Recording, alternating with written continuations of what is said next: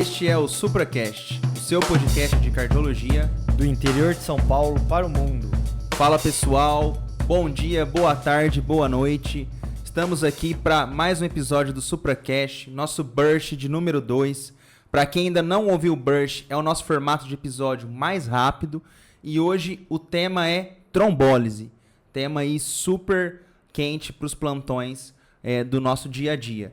E para falar desse tema, tô aqui hoje com o Murilão. Fala, Murilão, beleza? E aí, pessoal, tudo bem? Vamos que vamos, hein, Danilo? E Murilão, antes de começar, você tem desafio pra gente ou não? Tenho, então. Já que o tema é trombólise, Danilo, eu faço uma pergunta aqui para você e todos os nossos ouvintes, né? Qual sangramento ativo que não contraindica a trombólise?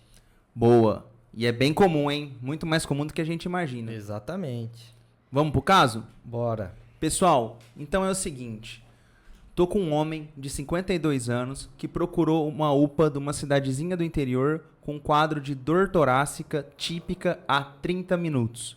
Foi traçado o eletro e no eletro tinha um supra maior que 2 milímetros de V1 a V4.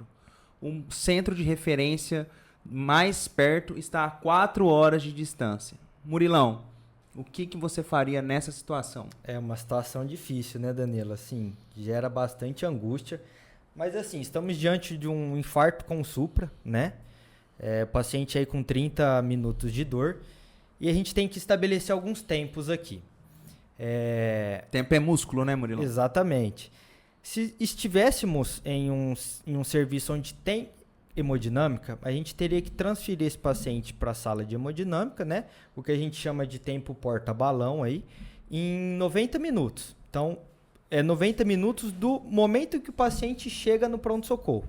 Se nós não temos no setor, na instituição onde a gente está, a gente tem que transferir ele em até 120 minutos, certo? Como nosso serviço é para daqui 4 horas, a gente vai ter que trombolizar esse paciente, que acaba sendo a nossa única opção. Não pode ter medo, né, Murilo? Não, e aí a gente tem um tempo porta-agulha de 10 a 30 minutos, aí depende um pouco da referência, onde a gente vai ter que tomar coragem, vai ter que trombolizar esse paciente. Quanto antes a gente fizer isso, melhor. A gente sabe que nas primeiras 3 horas de dor do paciente, o benefício da trombólise é quase que equiparado à angioplastia. Só que a gente tem que saber também que o paciente com mais de 12 horas de dor, aí a gente não pode trombolizar.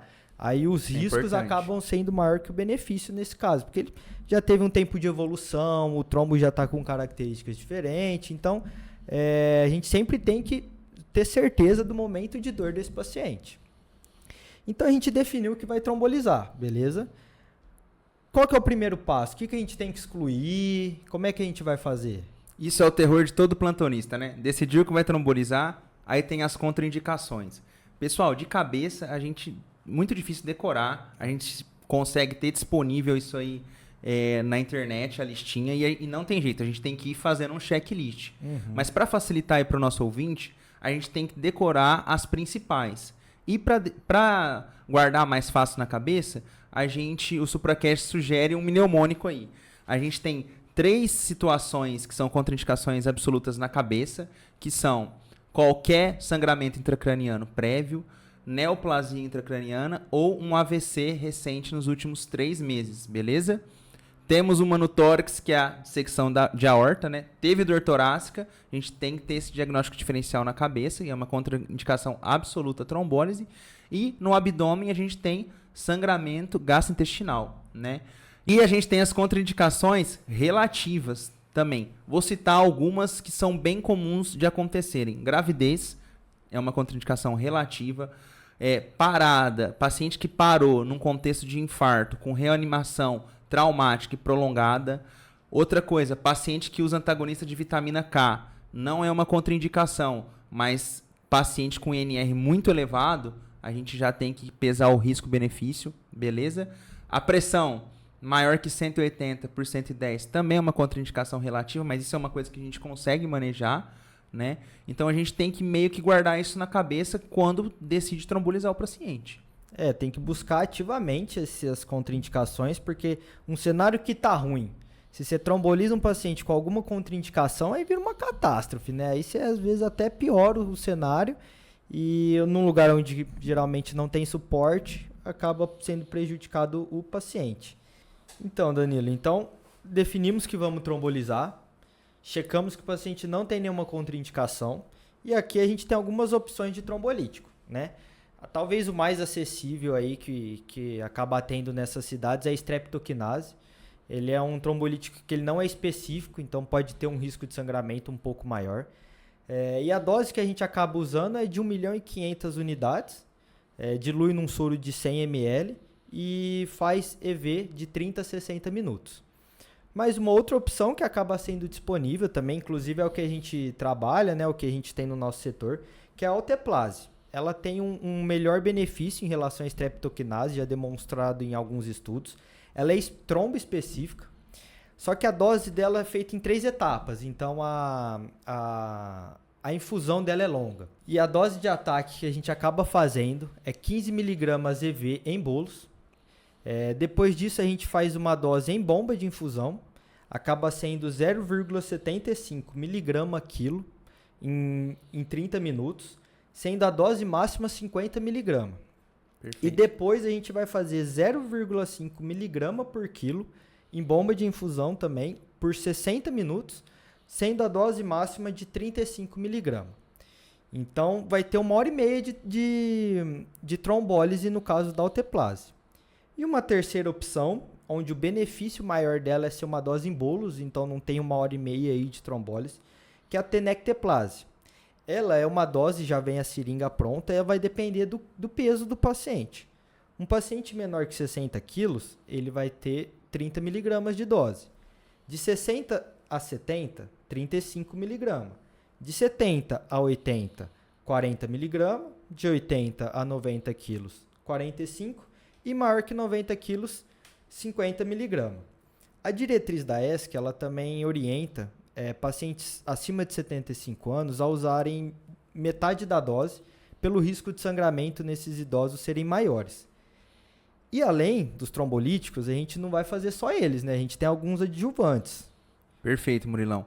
E só lembrar também em relação à tenecteplase, que é o trombolítico de escolha na trombólise pré-hospitalar, né? No atendimento APH ali, tem sido muito discutido isso nos dias atuais, onde vai ter um benefício muito grande, né? Perfeito. Então é isso aí, pessoal. Lembrar que no infarto com supra, o trombolítico não é a única medicação que a gente vai usar. A gente precisa dos antiplaquetários. E a primeira medicação, inclusive antes do trombolítico que a gente vai fazer, é o AS, perfeito? Na dose ali de 150 a 300 mg mastigado, tá? Tem que falar para o paciente mastigar. E também o inibidor da P2Y12. Que no caso, a única medicação validada pelos estudos no contexto de trombólise é o clopidogrel, também na dose ali de 300 mg. Além disso, a gente precisa de um anticoagulante. E nesse contexto, a gente tem mais disponível, falando a nível de Brasil, a enoxaparina, né?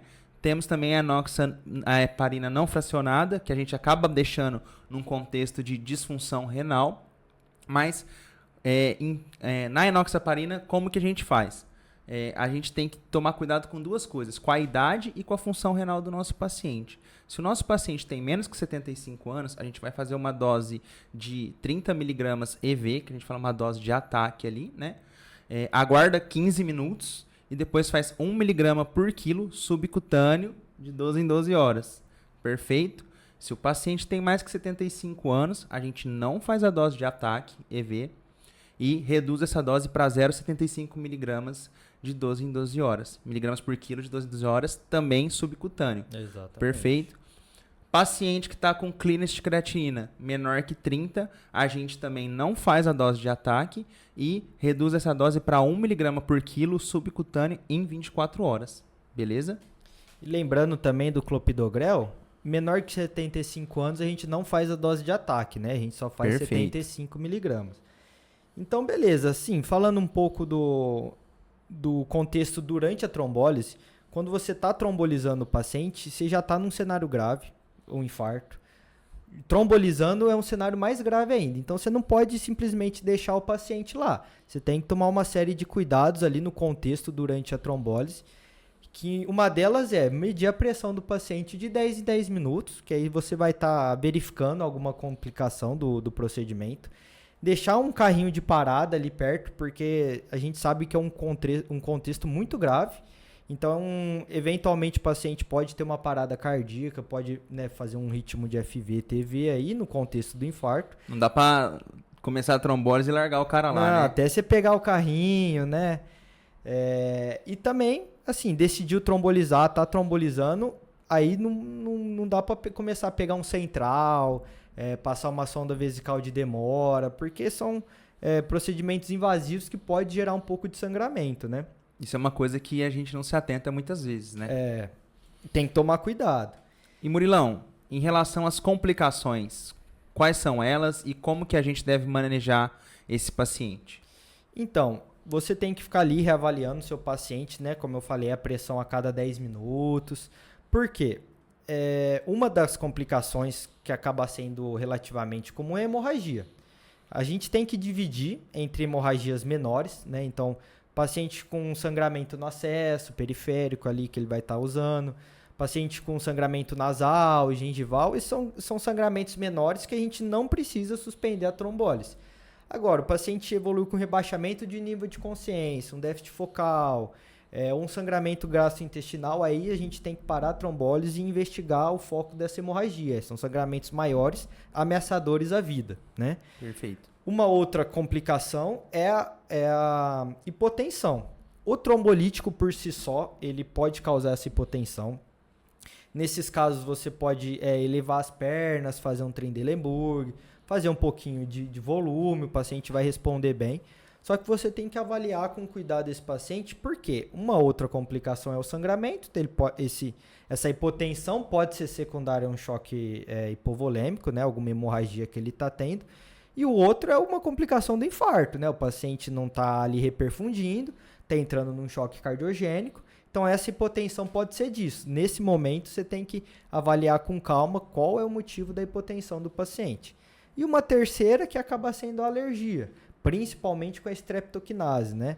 A gente pode ali no momento fazer corticoide, antihistamínico, para ver se alivia essa alergia, desde que não seja nenhuma anafilaxia, nem nada disso. Perfeito. E aí, beleza. A gente fez o trombolítico e aí a gente tem os critérios de reperfusão para saber, né, se teve sucesso ou não a nossa trombólise. E quais são eles? Então, a gente tem a redução do supra, né? Pelo menos 50% desse supra, e ele não precisa ser imediato, tá? Às vezes a gente fica ansioso, fica seriando os elétrons e o supra não diminui ali, mas a gente tem até 4 horas pós-trombólise para esse supra reduzir. O critério clínico, né, que é a dor do paciente melhorar, o paciente relata para você que melhorou a dor. A gente tem aquele pico precoce, né, da troponina. E por fim, a gente tem as arritmias de reperfusão, que a mais conhecida aí é o ritmo idioventricular acelerado, né, o famoso que assusta, RIVA. né? Às vezes Isso, assusta. às vezes assim, quem não tá habituado, né, acaba vendo no monitor ali, acaba achando que é uma TV, mas pessoal, o RIVA, ele é um ritmo ventricular, né? Ele vai ter um QRS alargado, mas ele não vai ter uma frequência de TV, né? Ele vai ser uma frequência mais baixa, uma frequência ali com escape ventricular, beleza? Geralmente, um dos critérios é ser menor que 100 batimentos por minuto. Perfeito. Né? Regular, enfim. Bom, e aí a gente tem aqui 2 cenários então, Murilão. Paciente reperfundiu, o que eu faço com ele após? Se o paciente reperfundiu, atingiu os critérios, sendo que o do supra é um critério que a gente confia um pouquinho mais, mas é questão de estatística também. Quanto mais critério ele tiver, melhor, né? O paciente atingindo os critérios, a gente respira fundo, fica um pouquinho mais aliviado, porque a gente vai ter que transferir esse paciente, só que com um tempo maior. Então, a gente tem de 6 a 24 horas para transferir esse paciente para um serviço de hemodinâmica, mas assim, todo paciente a gente precisa transferir, porque os trombolíticos eles não têm uma meia-vida longa. Então a gente abriu a artéria, só que a gente não garante que ela vai continuar aberta.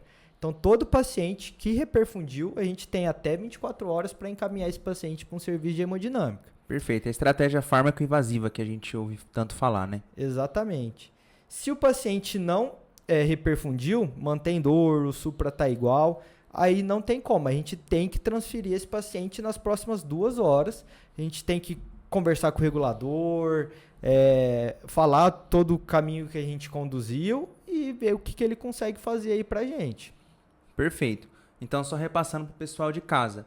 O paciente reperfundiu, teve critérios. A gente precisa, mesmo assim, mandar esse paciente para o cateterismo de 6 a 24 horas. Beleza? A gente tem um pouco mais de calma, mas a gente precisa estudar esse paciente. Paciente não reperfundiu, não teve os critérios, aí, pessoal, é urgência. A gente precisa mandar esse paciente para angioplastia de resgate. Já não é mais uma angioplastia primária. E aí não tem tempo, não importa a distância da referência mais próxima que tem a CAT, a gente vai mandar independente se é 2, 3, 4 horas, beleza? Eu não sei você, mas eu ligo pro Almir numa hora dessa. Falar, Almir, me salva, pelo amor de Deus. Não, o homem tá aqui só fitando a gente. Bom, eu acho que é isso, né? A gente conseguiu dar uma abordagem prática aí pros trombolíticos, manejo, né? A indicação, o manejo e as principais contraindicações. Se você quiser saber tudo de infarto com supra de ST, ouça o nosso episódio piloto, nosso episódio número 1, infarto com supra de ST. E agora, antes de terminar o episódio, eu quero saber a resposta do desafio aí, Murilão. Então, Danilão, um sangramento ativo que não contraindica a trombólise é a menstruação. É comum, né? Sim, e é uma dúvida que muita gente tem. Exatamente. E se eventualmente aparecer, pode trombolizar sem problema. Show de bola. Bom, pessoal, estamos terminando o episódio de hoje. Sigam a gente nas redes sociais, Instagram, Spotify, YouTube. Vamos estar agora por vídeo aí também com vocês. Divulguem pra galera e tamo junto. A galera vai ter o privilégio de ver a gente, né, Danilo? Isso, eu não sei se é privilégio ou azar, né? Vamos ver, vamos esperar eles falarem alguma coisa aí. Mas espero que a gente tenha deixado os nossos ouvintes um pouco mais seguros na hora de trombolizar, né? Não hesitar, porque é uma conduta que acaba mudando bastante o prognóstico dos pacientes aí, né? Show de bola. Falou, pessoal. Abraço. Tchau, galera.